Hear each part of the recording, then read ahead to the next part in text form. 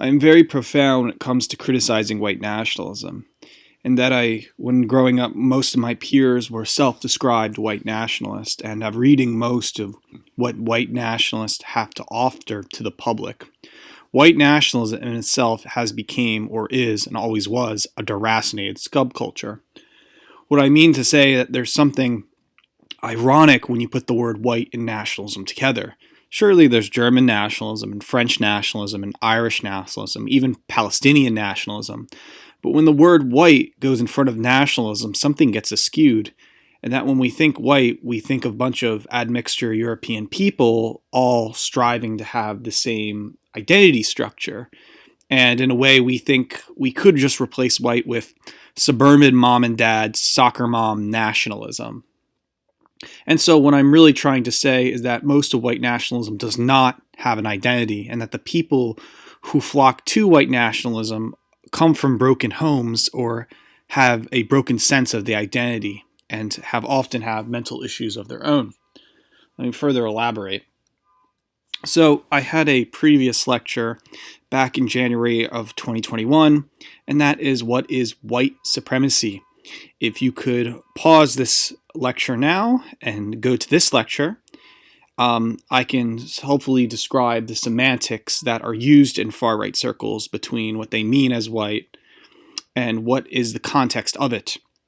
And to quickly summarize, white to the far-right circle means a race of admixture European people, when most of the academic world and intellectuals really mean white as a social condition, that there's whiteness, that people are of middle-class bourgeois values, and there seems to be a war with said semantics.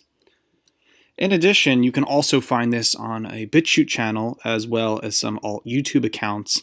I also did a lecture on white women and white nationalism, a subcultural feedback loop.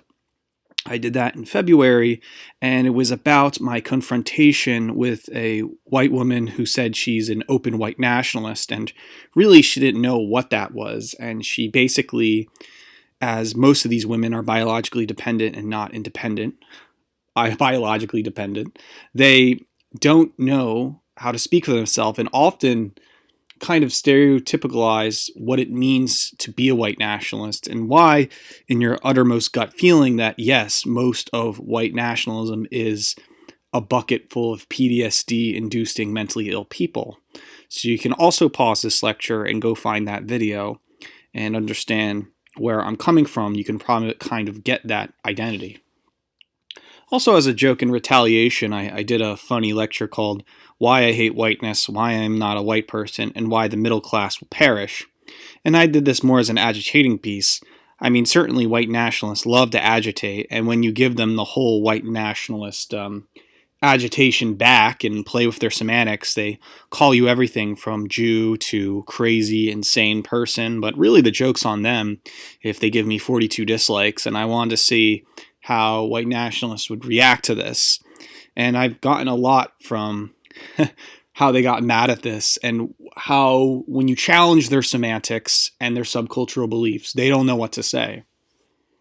So who is attracted to white nationalism? I think white nationalists attract the following. I think they attract reactionaries, particularly people who are anti-quote-unquote left-wing, those people who disagree that the Enlightenment was a good thing. And so white nationalism offers this kind of alternative to that. And most people are into it because they have the stubbornness of being a reactionary. There's also edgy Republicans or paleoconservatives, or in the recent era, which you would call e-Catholics. That is to say, post-Unite the Right, people were now espousing this fake Catholicism as they came to age after their alt-right youth faded away, because I guess if Catholicism is accepted around the world as a form of nationalism, you're just a Catholic, and that advocates racial harmony, and they always do this behind the phantom of a religion. They can get their white nationalist views through Catholicism. But again, you still have the suit and tie edgy Republicans who vote for Trump, or paleocons who just are sympathetic to, neo-Nazi behavior and swastikas. You also have hipster libertarians, that read, Rothbard or liked Ron Paul. I would classify them as isolationist, where they kind of believe in this silly von Mises Austrian school, Ayn Rand economicism, that they ultimately want fair capitalist, free market systems, and they sympathize towards that. And they often will think that nationalism is the only way to save capitalism and make it organic again. And this is coming from the economic viewpoint, and ultimately believing that if you believe to Iran to such a huge extent, then obviously people are just better off, being at their own free will. You might hear diversity and multiculturalism is a source of tension and conflict. Therefore, separate, isolate, and do your own thing. As I do personally agree that other races will have tension and conflict, I don't think the answer is complete isolationist, as people, have to go out to other people. This is like an extreme version of this extreme hipster libertarian isolationism. I also agree that postmodernists who hate their English department and want to sound new and original, so people like Zizek will often, be sympathetic to far-right nouveau droit sensibilities. They're not exactly reactionary, but talk about a whole far-right school of thinking that is anti-liberal, but often invades the whole, left-wing canon by saying, you ever consider that race is real? And that some form of quote-unquote white nationalism is acceptable to the normal life and we have to support the working class. But again, this is a very rare instance, and I think there is a lot of postmodernists who do flirt with white nationalism because it's attractive, and sadly or not, this happily makes up a chunk with older Gen Xers. And that goes with as well as music and subculture, and that has to do with, liking Boyd Rice or Laibach or Chaim FDM because they have fascist imagery. Maybe you're a skinhead and you like Screwdriver. What do you like? Power electronics like White Mouse and Mearsbow, and you want to sound loud. What if you're into metal? You're into National Socialist black metal. You're into Norse mythology. Just overall skinhead fans, and that music ultimately attracts you to white nationalism. There's also the sense of lower middle class hillbillies, like with the white woman I dealt with who was a self-proclaimed white nationalist, that they're really just below the bell curve and have a low IQ, and often coming from Rust Belt admixture European villages on the brink of decay, which is so true, and that these places like Youngstown, Ohio are never coming back, or even West Virginia. They're there to decay and die. In a way, they're like ghetto for white people. Then you have extreme Trumpers. These are people who voted for Trump and then argue that, National Socialism is like this civic nationalism for everyone, but they're not for genocide or anything. They're ultimately what you would call white equals defenders of suburban culture. Yes, like the whole Eisenhower set up houses on the street and defend that middle-class lifestyle, which in return is something that capitalism made up as a form of social control and not an organic living. And that most of what you know as whiteness, this whole funny suburban culture of modernity, isn't so much that is white nationalism. The bourgeois culture is a white nationalist culture. And again, most of the time, white nationalists assume that has to do with neo-Nazi nostalgia, the love for Adolf Hitler, or anything to do with World War II, this David Irving type. Maybe you're in a biker gang, Tom Metzger. What if you're a pagan, just like the metal kids, and you hate Christianity, and you're like Black Sabbath, this kind of Nietzschean Spinozist type who doesn't like that? What if you're this art school fascist? You have graffiti of swastikas, you're Charles Kraft, and you want to tell your art peers about embracing the ideals you're not allowed to embrace. Could be like e-girls, like Emily Yukis, who just wants to attract men that she's a white nationalist so she can exploit them. This goes along with some of the gatekeepers in such movement like queers, who ultimately like Mishima types who feel that they don't belong for cis society and belong to the hated because they want to feel self-hate. These are hardcore punkers, maybe the straight edge types who believe that Nazism is the only way forward, maybe ex-Antifa or Antifa agitators, that is to say those who hate Antifa and want to show that straight edge is the only way forward, and anyone who has awkward or anxious feelings around the discussion of race, because often white nationalists are described as intellects and people who who can't really have a good, faithful discussion about race, that everyone they talk to, including their white peers, calls them racist. And they hate it so much that they become extreme and say, well, fine, I hate everything. And so I think all these categories relate because they most importantly relate to someone without a real cohesive identity. If you don't have an identity, if you're not German, Irish, Italian, certainly you're someone without a real cohesive identity, and you're attracted to white nationalism as you think it will not only destroy neoliberalism, but make whites stop being liberal and stop allowing blacks to hurt you or some non-white people where you feel uncomfortable. And it kind of becomes this silly safe spaceism in a weird, strange way in a liberal environment. But let me magnify and show as example typical white nat behavior. And Wignat behavior stands for Wigger nationalism, because most of these people act like Hollywood Nazi types that American History X, exemplifies. You can pause the video and read how silly their arguments are, but I mean, with a guy who has a pure Labrador Retriever, and his username was literally 1488 until he changed it out of embarrassment, and espousing Nietzschean pagan ideas and not embracing to get out of comfort zone. And this guy named Arc Lightning, who's like a Gandalf wizard Norse guy, and just trying to defend, they think whiteness is a different semantic. They don't understand it has to do with the bourgeois, boring world of King of Prussia, Pennsylvania. It doesn't have to do with like expand your race or anything like that. And there's a lot of misleading kind of biker mentality here. And this guy, Joe Biden, he doesn't understand the whole Eurasianist thing that's happening, that whites are leaving their white society and going for Asian wives and becoming the Eurasianist futurism. Let me talk about more about how this subculture became attractive for the punk rocker types. Well, there's this guy named Nick Bogus, Bougas, B-O-U-G-A-S, Bougas. Well, Nick, he was friends with Jim Goad. He was friends of Boyd Rice and Adam Parfrey and the whole gang of power electronic noise musicians who likes this kind of early neo-folk, acid, bike rock, biker stuff. And he loved talking about race in an open and funny manner. And Jim Goad probably understood him, doing the art for Answer Me, punk rock magazine and whatnot. And he kind of left an impression on kind of that alt-right scene of this funny Jew and gave people the power to be Jew critical in a way. But it really comes from this whole when race was a normal way to talk through comedy, but as well as how the punk rock culture infected that scene. This is even before there was such a, white nationalism was considered a fringe transgressive thing. It was not about white survival, protecting the suburbs. These were all people from damaged homes, and all were for self-destruction and avant-garde violence.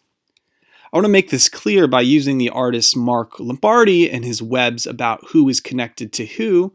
And this isn't cancel culture to say, but I want to show you how this influence reaches out. You have Doug Stanhope, who has comedy about Jews and making fun of them.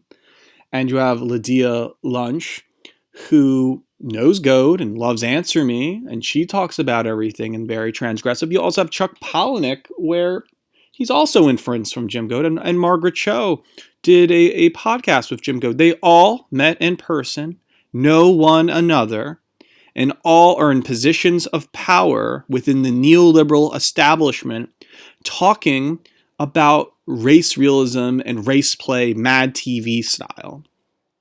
And so this is nothing to do with white nationalism, not even in the postmodern sense. It says the concept of racial nationalism as almost satirical or ridiculing, and an effect of being it because it's transgressive, and how it is important. But I wanted to make clear how these four individuals are all just as guilty with flirting with Nick and Jim. They also have a post effect of the sincere white nationalist, of Greg Johnson, Jack Donovan, Charles Kraft, who Countercurrents calls itself the leading journal of American nouveau droit, of the French philosophers who were influenced by German conservatives, but as well as critical of any neoliberal or pomo thinking. But they are pomos.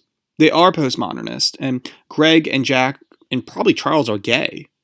And, Jim probably did gay stuff too.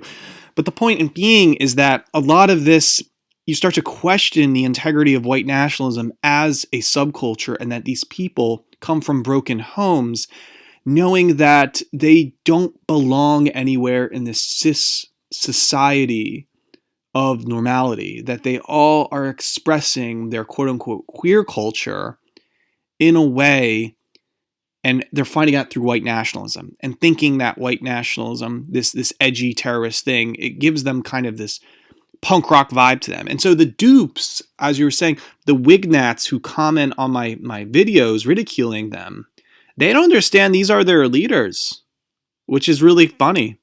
And they're a mixed bag of all these cultural traits. And let me dissect the mixed bag for a second. These are common traits in Wignat and white nationalist culture circles. And this is what Wignats and white nationalists literally believe. They say everything I don't like is Jewish. They have a hate for other nationalisms while proclaiming their love for their own separation, or the love for any separation. They're not okay with Zionist, nationalism, yet they proclaim that, if Jews are the pinnacle enemy of this ethno-nationalism, pluralism, and that's no different from a, black person hating whites and saying, every race should go against whites. It's as if there's this Zionist ideology onto white nats, and it's kind of justifying their racial supremacist nature. They say that race is real, but class is not important. Again, class is not important. Yes, race is real, and I agree with that. I agree race is real, but they say that in a way where class is not important, that the only way of ethics and how culture is set up is how race implements itself, which is way too of an E.O. Wilson, Heideggerian, biological ant colony reality that they're so obsessed with. This whole, that's the way of the world. And this goes with this other bad axiom thing called hierarchy. They think hierarchy is the truth. That the difference between the left and the right is that the right is all hierarchy and the left is all egalitarian. This is a postmodern concept. It's a horrible concept. It's a bad reading axiom, probably coming from Samuel Francis or Jonathan Bowden about a decade ago. It's trendy to say that everything is hierarchy, but, if you were to go by that said logic, would you say that a black man is physically powerful than a white man? And do you feel shame in that nature, or do you just accept the facts of that? And does that make you humble and have humility because the black man is stronger than you? And should you continue watching black men in sports? It sounds like a cuckold position, but let me keep reading. There's the fascination with Nazi memorabilia, again with the whole Tom Metzger biker gang. It's irrelevant to racial survival. Just because you like Adolf Hitler or like Julius Evola or Black Sun graphic imagery of the Stephen Heller type, does that make you, having white children, does that make you survive the 14 words of the right race? Or is this kind of like, I like red baseball caps and I like records, it's very shallow. There's bad faith always when discussing about race and or Marxism. They think Marxism is Jewish.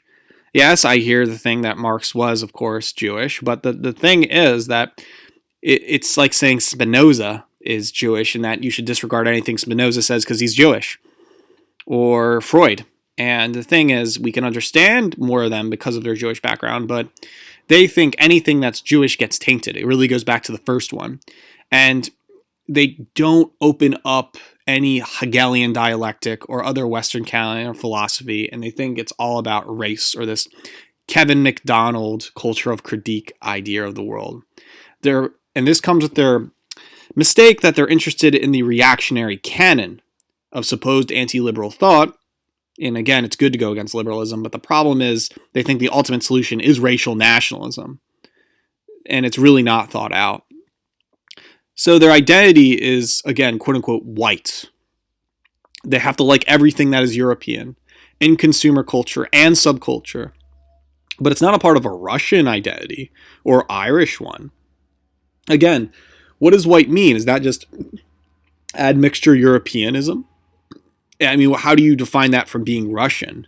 What does it mean to be white? And in the academic sense, white just means you are, in this society that's influenced by these admixture European values that don't benefit anyone, including the said white people. It's a semantic trap. Wignats or white nationalists will have an interest in Heidegger, Evola, and other esoteric far-right figures, kind of like what the leftists do. But it's only out of peer pressure readings for the subculture. And their readings are more as a way to show their identity and the black suits they wear or the biker gang stuff. And it's more as taken as this ultimate truth. And if you hurt Heidegger or Evola, you hurt them of who they are as a being. They're dependent on these figures. They're ideologues. They're insecure. They have a hatred, as with the hierarchy thing, they have a hatred for weak men, the soy boy. They have bastard readings of Nietzsche and actually Foucault.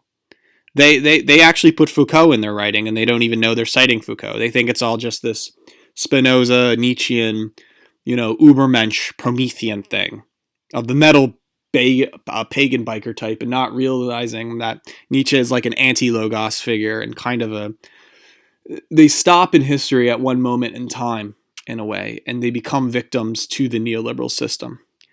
Again, this comes with the postmodern rhetoric about race is real and why nationalism is important in a post-cyber space. They think that whatever happens through what Verso and Zero Books is doing, they ultimately think race is real. It'll come out, white nationalism is inevitable, and that they're all right, and that people just want to live normal hillbilly lives and know that race is real and rhetoric is wrong. But this is also crossing the ideal that maybe we should have a society like the DPRK. Maybe that liberalism and individualism is wrong. It's all an illusion. But what is the good life? They'll never tell you that. It's just arrogance. And again, they have hatred for anyone mixed race. They hate interracial couples and brown. Hyper focus on African culture. They hate that. But they'll give leeway to Asian for sure. They love Yukio Mishima and things like that. I know Andrew Aguilin is now becoming an Asian Aryan, and he's super sympathetic to the Eurasianist cause. But this is also very problematic, where white nationalists can't even get along with someone. And they tell other nationalists, too, to hate anyone who's mixed race or dating someone outside the race. And whether this is a Joseph Conrad the horror situation, to me, this is really goofy. And this is ultimately the problem with white nationalists, is that they're immature little kids. So white nationalism is a mixed bag of these PTSD disorders.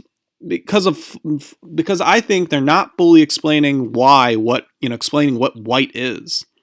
Who to support under this white canon, and the implications of advocating all admixture European people under one name, and the assimilation back to full European races. I had this one white nationalist tell me saying, "Oh, you're mixing race up with ethnic identity, as if there's black and then there's, I guess, Ugandan and Congolese or something, and then there's white, and under white is Irish and German." But the white nationalists love to say that white is a race in its entirety, and that's why they say the white race. But then again, there are literally Germans and Croats and Estonians who don't even want to play fair to whites. They want to be Estonian and they hate French and German. So here's the problems, ultimately, what white nationalists have, and why ultimately, it's not only criticism of white nationalism, but ultimately they're a deracinated subculture. They don't have identity, and this is why their living life is an error and subcultural transgression. So here's the problems I address to white nationalists. Why should an admixture European American proclaim an identity that isn't his? White's not an identity. The American race that is admixture European living there, and that is what it means to be white, aborted its race in the making, probably around the last 30 to 40 years, while other Americans, quote unquote, in the present time, who are also, if you want to call white, view themselves as liberal, cosmopolitan, and individualistic without a race, and they're the ones espousing anti-whiteness. Jews and blacks are not espousing the anti-white, it's other whites who are espousing anti-whiteness. Aren't they traitors? How can you be for a white race if you have a full list of Pathologically altruistic, self-loathing white people who don't like that they're white and think of themselves as cosmopolitan. White nationalism is therefore futile. There's current beliefs in esoteric far-right ideologies, and it's based on reactionary thinking and not so much on reactionary identity. So, and again, when white nationalists are stuck in the far-right ghetto, they think of themselves as reactionaries going against liberalism because I guess that's the way to support nationalism, but being a reactionary does not correlate to the racial identity. I did a lecture on this before called anti-liberalism, so if you can look up Pilliter on anti-liberalism. What art and culture does white nationalists have to offer against an Asian one or other European races? And that, what I mean to say is that if there's a gallery of Russian art, does a white nationalist go up to the gallery of Russian art and say, this belongs to the white nationalist art canon? Or does the Russian say, no, you're white, I'm Russian? Does the Asian one of anime and video games, are white nationalists going to colonialize those and reclaim it as theirs and let other white people assimilate and create their own anime? Isn't that just colonialization? I thought the point was to advocate your own white nationalist think tank in art or CalArts movement. I don't know. And again, white nationalism equates to an egalitarian liberal party where all European people are allowed in, but not non-whites. If Russian people were invited in white nationalism, would they take it over and call it Russian nationalism? Defeating the purpose of the supervisors inside white nationalism, their fake paternalism? Are white nationalists ultimately cucked people? Are they ultimately, and I think they are deracinated people who don't have their identity together. They have insecure issues about what family they belong to, and they're ultimately guilt-driven. And they want people to constantly be happy, and they're ambiguous about it. If one race, and here's the part where some white nationalists will say, oh, this is ethnic groups, Irish, German, French, Russian, because they do declare themselves as races, can defend for that solid identity. If that race can defend, they can say, I'm a French, I have French identity. Why should it be in their right or interest to help other white nationalists who just want to delude them with their mixed identities? Imagine a mixed white American coming to Ireland, Germany or France and saying, hey, I'm French, German, whatever, I speak the language. They would immediately stop calling themselves American and then call themselves German and be a German nationalist forever. That defeats the purpose of white nationalism altogether. Because it goes to show you, if white Americans are moving to Tokyo, Japan, they want to be Japanese. They want to be Eurasian Japanese people, hence Asianarianism.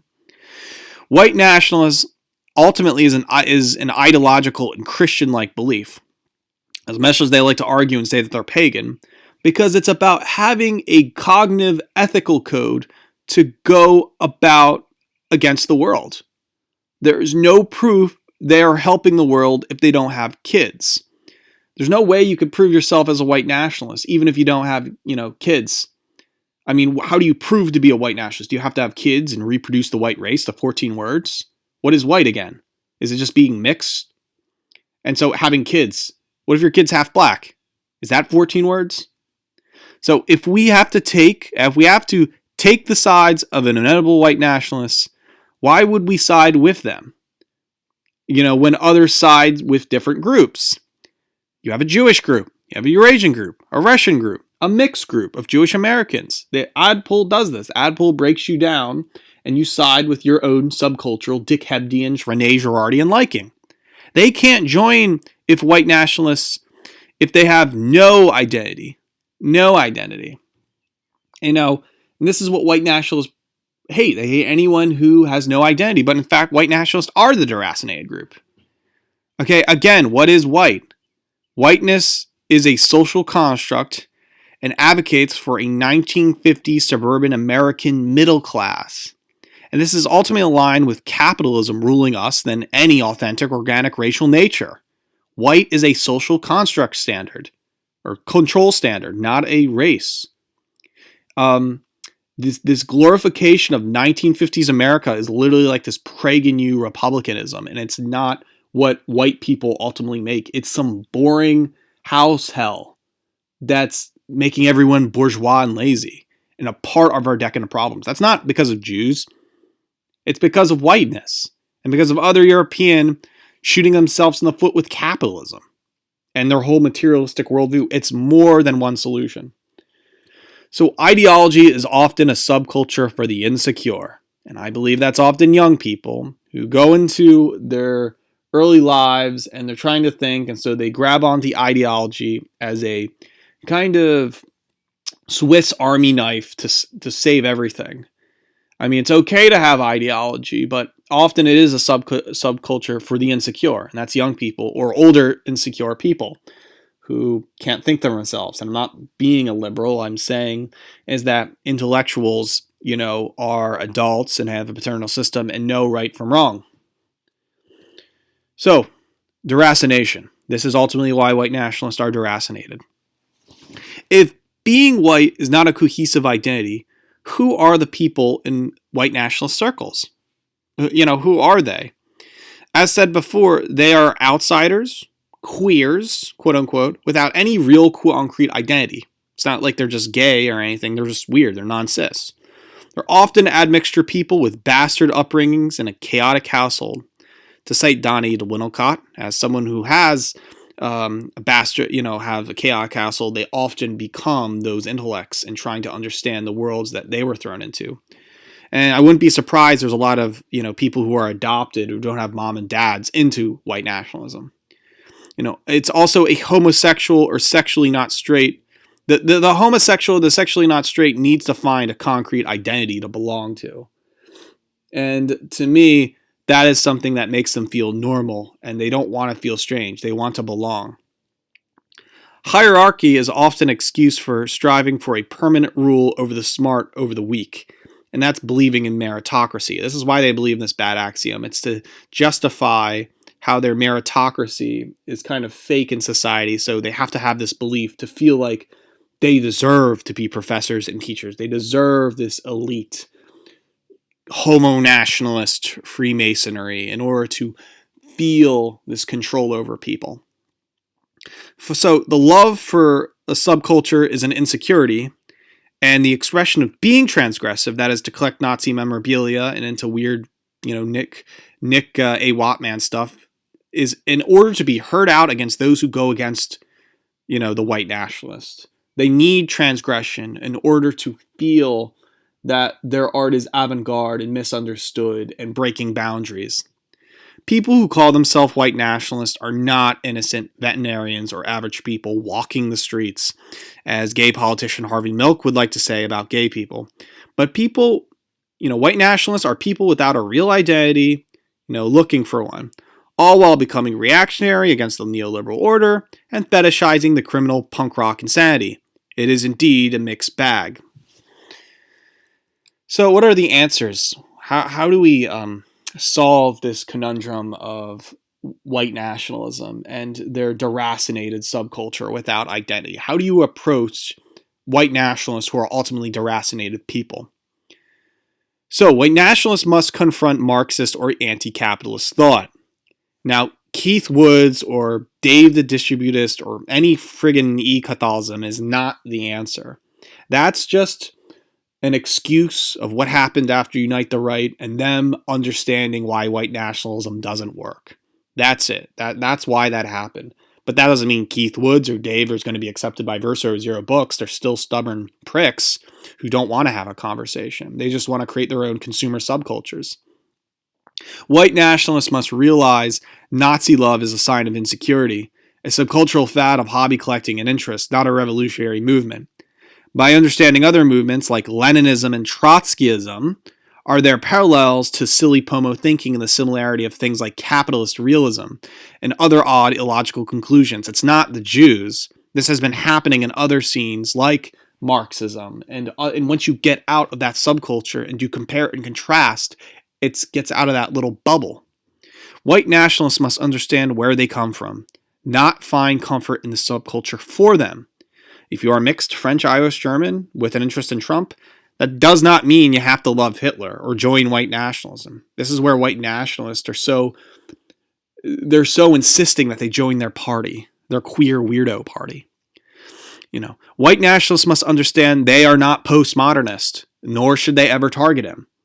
Stop, doing My Little Pony white nationalist writings. It's been done so many times before in the 80s and 90s. And if you put a white nationalist spin on that, thinking you're some bread tuber, or, this new film by Wes Anderson is explicit white identity, that doesn't solve anything. Susan Sontag pointed that out. And so this is a good reason to point and ridicule white nationalists for doing white nationalist movie reviews. White nationalists and the word white will always be under the enemy semantic. The answer is not to take the semantics away from the enemy and to embrace it. So traditional and ethical values does not belong in a subculture or subscription service. Race should not be reserved to the right, nor class should be reserved for the left. And so, values of ethics and tradition doesn't exactly belong to the right or doesn't actually belong to the left. That's the problem with the left. The left talk about class, but they won't talk about race. Right will talk about race, but they won't talk about class. And white nationalists keep that bubble alive. How about actually having non-white friends and actually understanding their cultures and differences where they are coming from, instead of saying not in my backyard? That there's some white men who like Asian women and pursue a Eurasian lifestyle with that. It doesn't ever come to white nationalists. They think that they just ignore it until, they believe in this irrelevant libertarian policy that if you catch your race mixing, it's a fine. And this is why they're bad people. Because if you give them a position of power, they will abuse it. Decentralization is not helpful. It'll be used against the white nationalist. Same with an elite anonymous club model. This is basically criminal queer culture. They say that if everybody's deracinated and working for a cause, again, I did a lecture on deracination and the myth of deracinated individualism. White nationalists think they're queer, part of this Stonewall subculture of anonymous people like Harvey Milk, keeping away because there's a scary Antifa or system against them. Well, they're the ones that are terrorists trying to say all this, and that ultimately, to borrow the words of Al Stankard, white nationalists should be open and out like Harvey Milk says. And then when Greg Johnson of Countercurrents likes to say at his little Countercurrents meetings, you're not allowed to talk about whatever goes on here. Well, I wonder if they're dealing drugs there or having illicit criminal acts. I'm pretty sure you'll be targeted by the FBI for that. Stop hating the assimilator and the person who breaks the white nationalist paradigm. White nationalists are ultimately snobs, condescending against race mixers. Pure and simple. Not even if a Jewish girl comes in and says, I'm a white nationalist, they'll all hate her. That's how irrelevant they are and how dumb in their paradoxical thinking. And they love it too because they're queer culture. White nationalists are jaded from anti-white rhetoric from the neoliberal system. They become white nationalists for those reasons. But in all respect, they're just confused reactionaries. And again, there is a subcultural Nazi fetish. And these are the answers I apply to white nationalists and how they have to address. But for now, white nationalism will and always be a deracinated subculture. A subculture without identity, confused, and pretty much a ridicule footnote for feral house queer culture. That's what it is. That's what people are interested in for it. There's never going to be a bigger white nationalist utopia, And to me, there will be race realist socialist, but it doesn't have to be white suburban worshipping nationalism. And we're just going to look at them as footnotes in the past, like monarchist or something weird. And as they shrink and shrink. So, class dismissed. Thanks for listening.